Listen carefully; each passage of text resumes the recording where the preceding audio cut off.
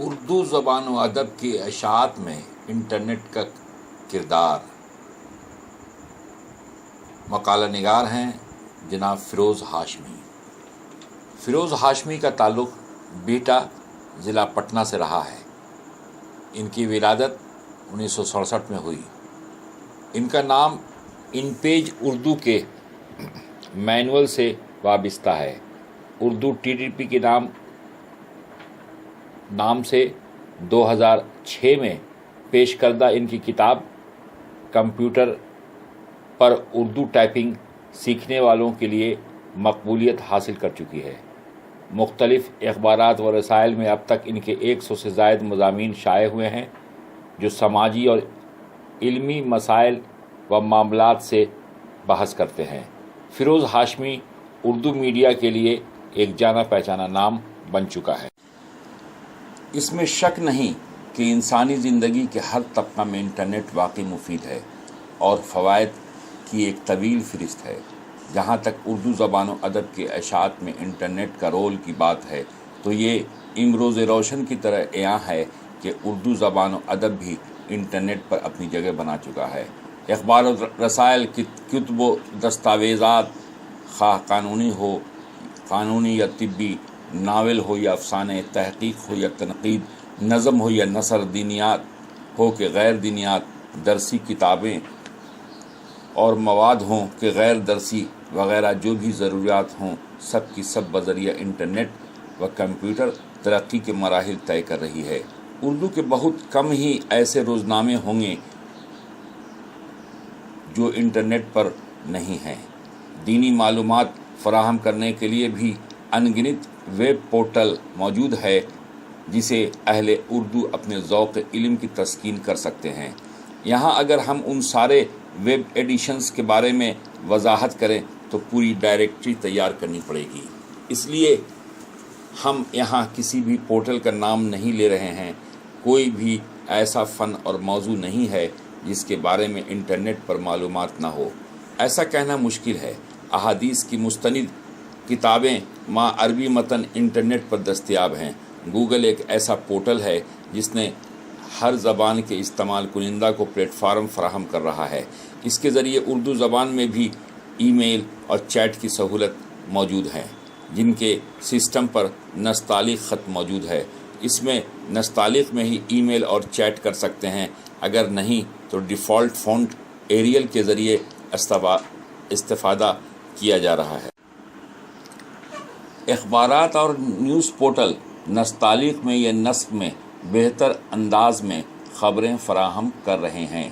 20 سال قبل بہت سی عام معلومات جسے حاصل کرنے کے لیے لائبریریوں اور اساتذہ سے رابطہ کرنا پڑتا تھا، اب بڑی آسانی سے سرچ انجن کے ذریعے کسی بھی پورٹل سے حاصل کیا جا سکتا ہے۔ اگر معلومات میں کہیں شک کی گنجائش ہے تو اساتذہ فن سے رابطہ کیا جا سکتا ہے۔ بذریعہ ای میل اس کی تصدیق کرائی جا سکتی ہے یا پورٹل پر پیغام چھوڑ کر اہل علم سے معلومات فراہم کرنے کی درخواست کریں تو چند دنوں بلکہ چند گھنٹوں میں بھی آپ کو وافر مقدار میں معلومات فراہم ہو سکتی ہیں۔ بزم قلم، ادب.com، گزرگاہ، خیال، قلم قافلہ وغیرہ کے نام سے کئی پورٹل ہیں جس پر آپ اپنے مضامین و مقالات پیش کر کے لوگوں کو استفادہ کرنے کا موقع فراہم کر سکتے ہیں۔ اگر آپ کو کسی موضوع پر کوئی الجھن ہے تو آپ موضوع کے اعتبار سے پورٹل پر سوال کر کے اہل علم سے جواب حاصل کر سکتے ہیں۔ شاعری، افسانے، ناول و دیگر ادبی مواد وافر مقدار میں پورٹل پر موجود ہیں۔ انہیں حاصل کرنے اور استفادہ کرنے کے لیے آپ انٹرنیٹ کی معلومات ضروری ہے۔ اگر سرچ کرنے کے معاملے میں آپ نااہل یا ناقابل ہیں تو آپ مطلوبہ معلومات فراہم نہیں ہو سکتی۔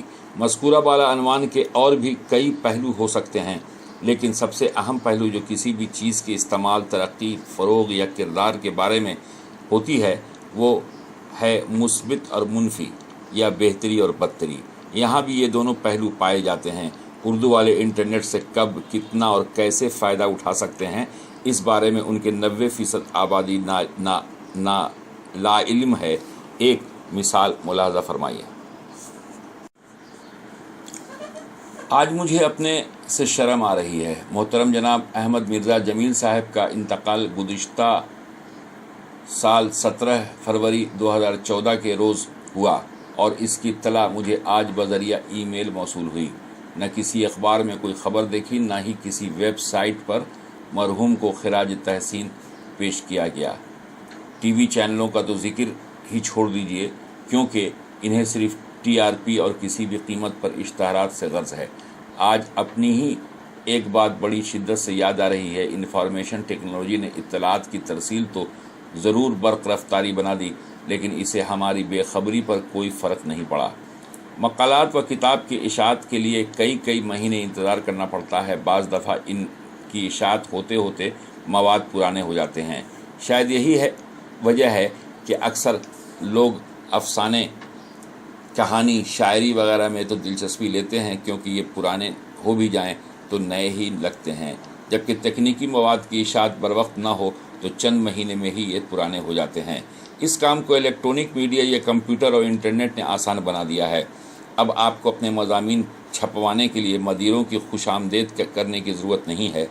अपना मजमून व मकाला लिखने और पोस्ट कर दीजिए, या ख़ुद ब्लॉग बनाइए और पेश कर दीजिए। जिसे ज़रूरत होगी वो ख़ुद यहाँ से लेकर छाप लेगा। जिन लोगों की रसाई इंटरनेट तक नहीं हुई है, उनके लिए ये नया ही है। जहाँ तक कंप्यूटर तकनीक की रसाई और रहनुमाई की बात है, इलेक्ट्रॉनिक मीडिया के मैदान में दरअसल हमने उर्दू वालों की रहनुमाई में बड़ी देर कर दी है। उर्दू वालों के लिए ये सब वसाइल कुछ सीखने और अपनी मालूमात का मियार बढ़ाने के बजाय तफरीह के हैं।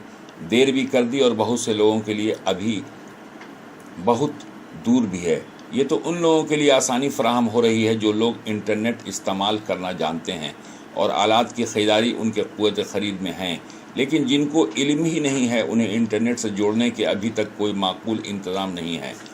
कुछ प्राइवेट और मंजूर शुदा अदारों ने कंप्यूटर की भरपूर तालीम देने का बंदोबस्त कर रखा है, जिसमें उर्दू इन पेज की भी तालीम दी जाती है, और वो लोग इसे सीख कर बारोज़गार भी हुए हैं और इंटरनेट से भी जुड़े हैं। लेकिन आज भी उर्दू ज़बान में कंप्यूटर तकनीक की ख़बरों को उमूमियत से फैलाने का कोई माकूल ज़रिया नहीं है।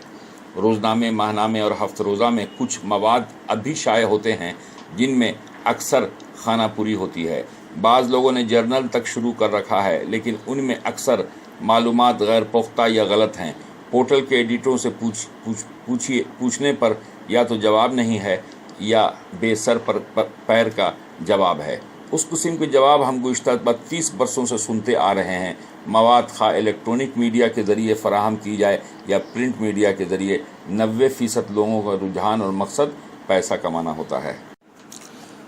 बकिया जो 10% हैं, उन्हें मादी वसाइल की कमी ना होने की वजह से इतनी रकम वो बतौर तफरीह खर्च कर सकते हैं। जो लोग इंटरनेट का इस्तेमाल उर्दू में करते हैं, दरअसल उनकी अपनी निगारशात सिर्फ दूसरे इंटरनेट पर यूज़र्स तक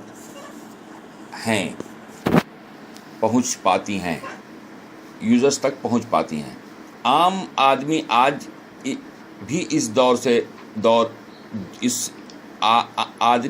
भी इससे दूर ही रहता है। उस ज़मीनी हकीकत को जोड़ने के लिए नई शनाख्त जारी किया गया था, जिसमें नाकामी हुई।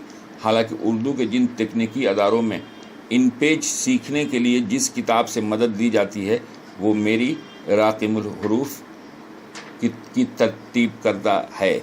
NCPL जो उर्दू में किताब छाप रही है, दरअसल वो इन पेज मैनुअल का उर्दू का हिस्सा है, जिसे हमने सॉफ्टवेयर के लिए 1996 में तैयार किया था। बाद में कुछ लोगों ने उसमें नकब लगाकर 1-2 किताबें मुख्तलिफ नामों से तैयार की, जिसका मकसद सिर्फ ये बताना था। जबकि उर्दू सिर्फ इस हद तक पढ़ी या पढ़ाई जा रही है कि उर्दू के नाम पर चलने वाली सूबाई एकेडमियाँ हरकत में रहें। कहीं ऐसा ना हो कि अकाडमियों के हरकत में कमी आ जाए या बेहिस हो जाएं, क्योंकि बेहिस होने या कम हरकत होने की सूरत में उसके ग्रांट में कमी आ जाएगी या हुकूमत उसे बंद करने का फ़ैसला कर सकती है। अब हम तज़िया करते हैं उर्दू ज़बान के एक और पहलू पर, जो आज सबसे ज़्यादा ज़रूरी है। अगर हम वाकई उर्दू ज़बान व अदब को फ़रोग़ देना चाहते हैं तो हमें हर रोज़ कुछ न कुछ करना पड़ेगा।